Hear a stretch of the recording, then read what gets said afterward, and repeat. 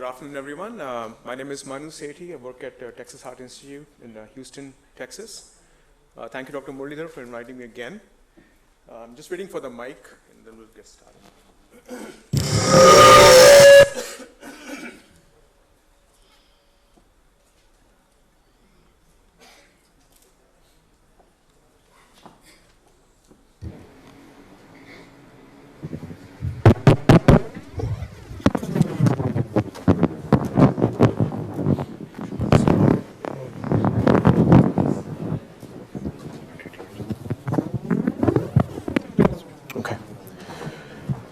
So my topic is TE for thoracic aorta.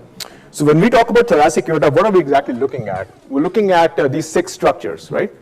There's aortic valve, the aortic root, the sinotubular junction, or STJ as we call it, ascending aorta, the arch, and then the descending thoracic aorta. These are the 6 structures we're looking at. Now TE is excellent, but there is one issue with TE, right? We all know that. Because of the left main bronchus and the trachea, which is air, and ultrasound air is a poor medium for ultrasound. The distal part of the ascending aorta, including the brachiocephalic artery, is pretty much invisible to us from TEE standpoint. Even good part of the arch up to the carotid artery is also not very clearly visible. But we have very good view from the ST junction, from the aortic valve up to the most part of the ascending aorta and most part of the descending thoracic aorta, which is where TE sort of comes into play. The debate between the transthoracic, transesophageal echo, the bottom line is that esophagus and aorta are in juxtaposition, which gives us a very good view of the aorta from the transesophageal echo standpoint. So it's an invaluable tool for perioperative imaging to make all the measurements.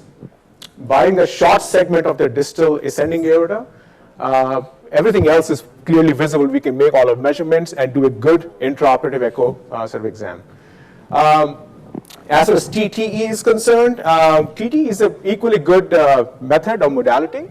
But I think as the European Society said that they both should be used in a complementary manner. We can use transthoracic to start with and then go to TEE sort of for further evaluation. But as an outpatient, I think transthoracic is used very commonly. It has its limitations. So at the end of the day, I think in the intraoperative setting, TE works best for us. So coming to the views now. We have about 8 views that we look at, starting with the mid-esophageal long axis view, which is like a bird's eye view to look at the ascending aorta. Going from there, we go to the aortic valve long axis view, sort of zoomed in, where we make all the measurements, look for the aortic insufficiency, quantify our aortic insufficiency, look at the leaflets, and look at the other corresponding structures. From here on, we go to the short axis view, look at the 3 leaflets, and look at any prolapse, AI, and sort of quantify our aortic insufficiency from there. Look at the left main, and if you get lucky, you can also see the right coronary artery. Slightly pull up, and you basically go at the aortic short axis view. From here on, we go to the long axis view to look for any dissection, et cetera, et cetera. From here on, pull up into the upper esophagus for the long axis view, where we can look at the at the distal arch, look for dissection flap, if there's any thrombi, et cetera. If the balloon pump is too far in, so this is the other angle, the view that we look at. And from here on, we go to short axis view to look at the origin of the left subclavian artery. And sometimes you can also see the left common carotid artery if you get lucky from here on. And the last is the descending aortic view, both in the short axis and the long axis view, to look for any thrombus, clot, dissection flap, et cetera, et cetera. Coming to the pathologies, the aortic valve, of course, has aortic stenosis, aortic insufficiency. Aortic aneurysm is a mainstay, which I'm going to focus on. Sinus or Valsalva aneurysm, aortic atherosclerosis, and then acute aortic syndrome. Because aortic dissection, which is part of aortic syndrome, is going to come next in the next couple of lectures, I'm going to be focusing mostly on the aortic aneurysm and the AI that's associated with it. So coming to the measurements that are made by the echo, always make sure you have the best possible 2D image. It has an appropriate gain. You have a very good sort of perpendicular dimension of the echo beam to your structures that you're trying to measure. 2D measurements are always preferred over the M mode, okay? When the echo started, M mode used to be the mainstay, because that was in the infancy of echo, but 2D measurements are always preferred. And the reason is that once you put the M mode cursor, the heart is a dynamic structure. It keeps moving. So if you freeze your image, it's not going to, the M mode beam is right there. So you're always going to sort of underestimate your M mode measurements by 2 to 3 millimeter because heart's constantly moving. So make your measurements by 2D echo and not by M mode. This is a good website, by the way, cardioserve.net. It has some good blogs. They give some good tips and all. How to make measurements, it's a great site to look at here. So what they say is that if you make an imaginary line here, which is this violet line right here, which is at the annulus or the base of the leaflet tips of the aortic valve, everything on the aortic side of it, okay, which means the sinus of Valsalva, ST junction, and ascending aorta, the measurements should be made in end diastole and from leading edge to leading edge, okay? Leading edge to leading edge, okay? This is outer edge, and this is the outer edge here, but we are saying leading edge to leading edge, okay? So that's the difference, leading edge to leading edge. Whereas the annulus and on the ventricular side of it, we use in inner to inner edge and mid-systole. Okay, so from the aortic valve leaflets up top, leading edge to leading edge in end diastole, the annulus and the LVOT is mid-systole, inner edge to inner edge. Now, why is that? The reason is that when the echo started, it was all M mode. And M mode, because of its good resolution, when you put the cursor in, the leading edges would make a very good resolution, sort of a high echogenic sort of interface. And that's where all the measurements were made by using leading edge to leading edge numbers and not by inner edge to inner edge, which makes more sense. So recently in 2015, when the echo guidelines were being rewritten, they thought about let's start making these measurements as inner edge to inner edge because that's what MRI and CT does. But then they thought about it that all the numbers that are in place, right? All the reference numbers that are in place, they're all take from leading edge to leading edge. So if you do inner edge to inner edge, you're going to underestimate the number by about 2 to 3 millimeters. Small number, but patients who are at the edge of, like borderline for Marfan syndrome, if they're being clinically followed, you can say, okay, well, the number's a little lower, you don't need a surgery right now. So intervention may be delayed, and hence you may have a bad outcome on the patient. So that's where they abandoned the idea of using that. Again, these are the normal numbers, important for our sort of guidelines. Annulus size, 20 to 31. Sinus of Valsalva, 29 to 45. ST junction, 20 to 36. And the descending aorta, about 20 to 30. These are straightforward numbers you can get from any textbook pretty much. The aortic annulus, one word on aortic annulus. Aortic annulus is not a true anatomic structure, okay? It is an imaginary ring, imaginary line that is at the points of the hinge of the aortic valve leaflets, where the aortic valve leaflets begin, okay? So this red line here is where the imaginary line is, which is the aortic annulus, okay? It's not a concrete structure that we actually see. This blue line here is the actual junction between the LVOT and the aorta. So this is your aortoventricular junction. So the hinges of the leaflets originate from the end of the LVOT. Let's think about it that way, okay? So when we measure the annulus, we are measuring that virtual ring at the base of the leaflet, tip of the leaflets, where the leaflets begin, okay? Again, this is your sinus of Valsalva, this is your ST junction. And again, I just want to reiterate this point, this is outer edge, leading edge to leading edge, okay? Orange line stops right there, not here. Likewise with the green line, to make our regular measurements. Coming to aortic aneurysms, aneurysm means dilation of all three layers, intima, media, adventitia, all three layers, okay? Dilation of all three layers is a true aneurysm. It can be fusiform when it involves the entire aortic surface. It can be saccular when there's a focal outpouching, etc. It has to be more than 50% of its normal size to be defined as an aneurysm, more than 50%, okay? Ascending aorta, aortic root are the more common sites for aneurysm to begin. Arch is the sort of second common place, but less common by itself. Again, a little picture on the left-hand side here. This is normal aorta. This is aortic root aneurysm. This is ascending aortic aneurysm. This is the entire ascending aorta, including root, like a fusiform. The entire thing is sort of dilated, and that's your 3 layers of the aneurysm. Versus a pseudoaneurysm, which is a false aneurysm. Again, it's dilated, and the reason that happens is, for some reason, there's a tear in the intima that leads to a little blood tracking inside the media. When that happens, this area gets weakened, and then you have a localized dilation, and that's called as a pseudoaneurysm or a false aneurysm. Okay? This is usually enclosed by the adventitia or the surrounding tissue. So that is the difference between pseudo and the true aneurysm. So why do we really care about aneurysm? Well, they can rupture, they can dissect, they can cause compression of the adjacent structures, rectolaryngeal nerve, the trachea. You can have thrombus formation, you can embolize, and have all sorts of complications from that.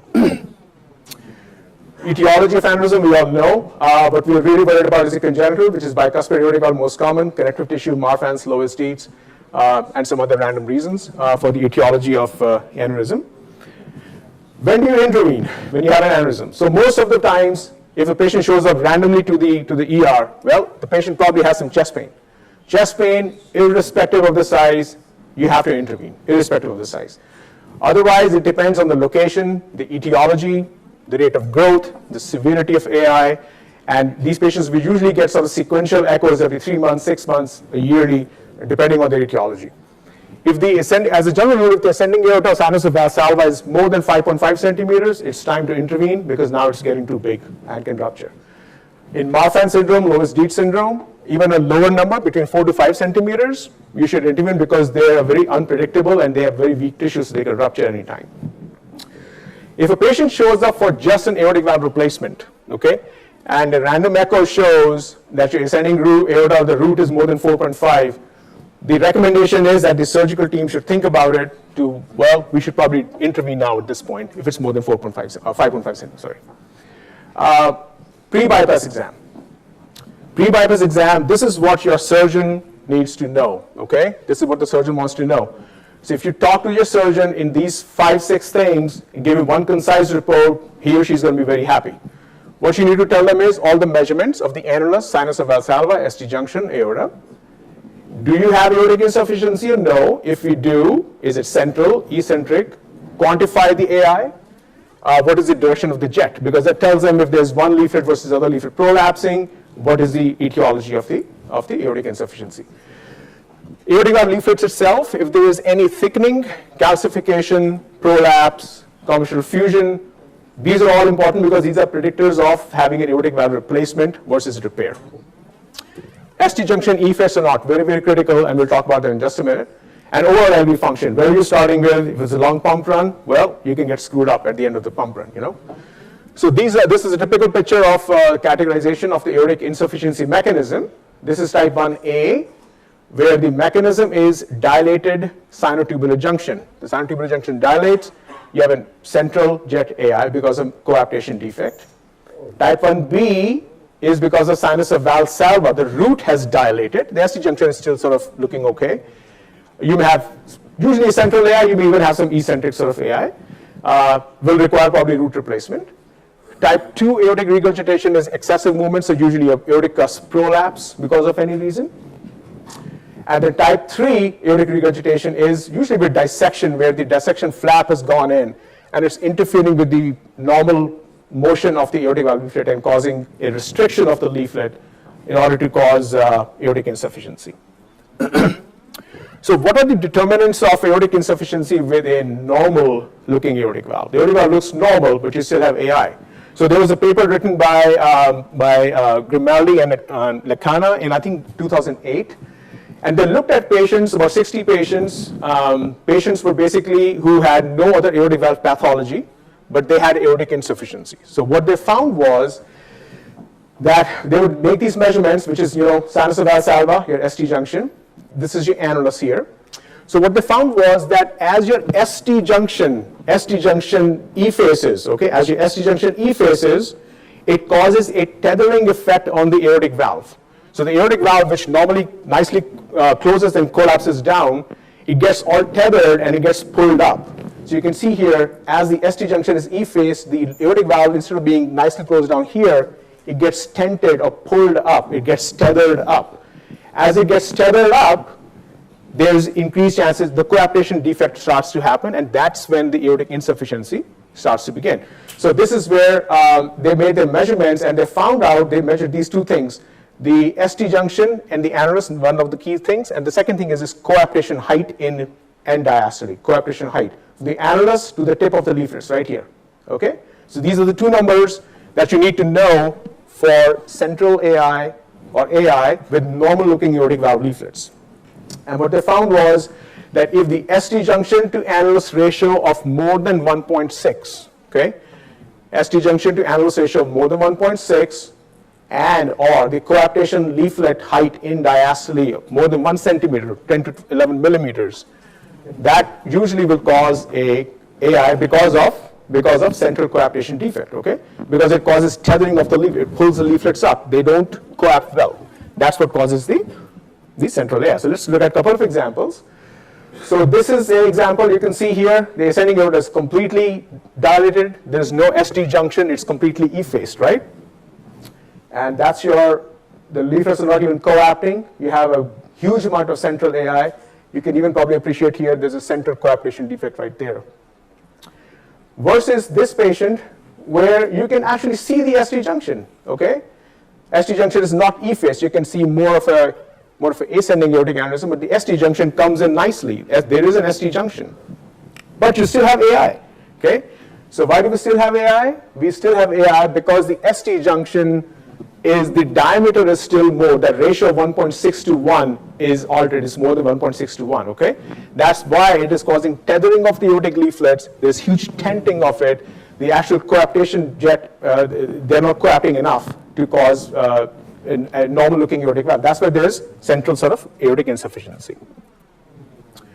Couple of slides on the steps of surgery we should know because they help us understand what you can expect post-operatively, post-bypass. Again, usually for aneurysms and dissections, you may the surgeon will either do innominate artery cannulation or the axillary artery cannulation here to go on pump. The end result sort of looks like this. They may have either debranched to the 3 major vessels, or they may do like one of these island graft with the three head vessels and anastomose is one big island. And then you will do what we call as a commissuroplasty right there for the 3 leaflets. So that you tug the 3 leaflets in to avoid the AI, okay? So, and the finished product then looks something like this, okay? Where if you have to do root replacement, you have to re-anastomose the coronary arteries. These are called the coronary buttons, called as Bentall procedure.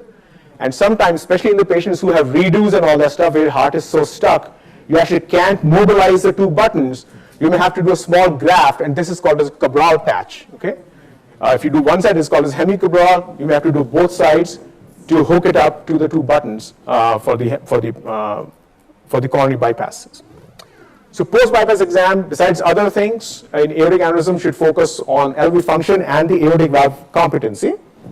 On the left-hand side is your LV transgastric view before we went on pump, and the right-hand side is your LV coming off pump. So what has happened here? What has changed? Most likely coronary buttons have either kinked, or there's a suture line in there, okay, there's a suture in there, or sometimes the surgeons will use a surgical glue around the button anastomosis for coagulopathy, for hemostasis basically, and we've had incidents where the glue has embolized into the coronary artery, okay? So in that case, you have to go back on right away and reassess your kinking or glue issue and then do a bypass, whatever needs to be done. So that's your post-bypass examination. And of course, then aortic insufficiency you have to evaluate like any other aortic valve. Sinus of Valsalva aneurysm, it's a rare abnormality, very rare. It is usually, most commonly occurs from the right coronary sinus. It will manifest as a saccular dilation and will give you what we call as a windsock appearance. Like, the little orange windsock that you see in the airport gives you the wind direction, like a windsock appearance. It can rupture into the right-sided chambers because it's a right coronary cusp issue. It can happen on the cusp also, but right coronary cusp is the most common involvement area. Again, you have long axis and short axis here. You can look at the long axis, and this is still picture. Right here is your sac sort of flowing in and out. And on the short axis, you see here, in and out, coming in and out right here, is your windsock appearance for the sinus of Valsalva aneurysm. Aortic atherosclerosis, there is a clear association between atherosclerosis and stroke. We all know that. Older age, smoking, peripheral vascular disease, bad risk factors. What you're looking for is thickness, ulceration, any calcification, and mobile. Anything that's waving at you from the inside is bad, okay? Epi-aortic scan is ideal, but TE gives you enough information, but if you don't have good images, you're really worried, you can always do an epi-aortic scan as well. The classification to go by is the CATS classification, which is what we all use. One is normal aorta, severe intimal thickening, atheroma less than 5 millimeter, more than 5, and anything that's mobile is your grade 5 atheroma. I got a few sort of videos here. That's looking at the descending aorta sort of all over. That's huge intimal load right there. And then when you see something that's waving at you from inside, that's just bad news. Better tell the surgeon. You can mark how far that is from your probe, have an estimate. It's not perfect, but it's an estimate, so you can take a look at before and after bypass. So you can still see, okay, the atheroma is still there. Balloon pump placing may be an issue. You may not want to do balloon pump in these kind of cases if you're really worried about that sort of mobile sort of plaque. But that's what I have to say on the aortic aneurysm. Thank you. Jai Hind.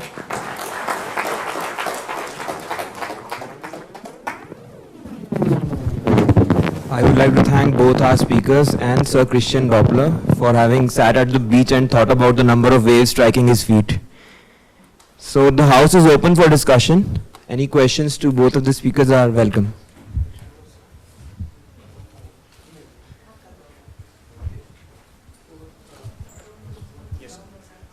The dimensions of aorta are the same for bicuspid valve. If the bicuspid valve is there and the aorta is dilated, the dimensions will remain the same, like for intervention 4.5, or we have 4.5 is still the number that most institutions, most surgeons will go by. Yeah. Because in our institute we have a low threshold. If the patient is having bicuspid valve, Yeah.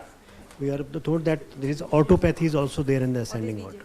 Right. So whenever the 4.3 or 4.4 is there, Yeah. then they try to change the aorta, like ascending Yeah, aorta. the thing is that we have a surgeon, Dr. Kasali, who does all the aortic surgeries, and he has a low threshold. So if you go to his room, you're getting a graft, end of story. So, but versus the other surgeons who will be, if you're coming for straight aortic valve, 4.5 is still the recommended number, and they like to, we recommend that, this is 4.5 and above, so the patient should benefit from it. But at the end of the day, surgeon dependent. But most of the surgeons that we have in our institution will do it at 4.5 or above. We do it for you, bicuspid aortic.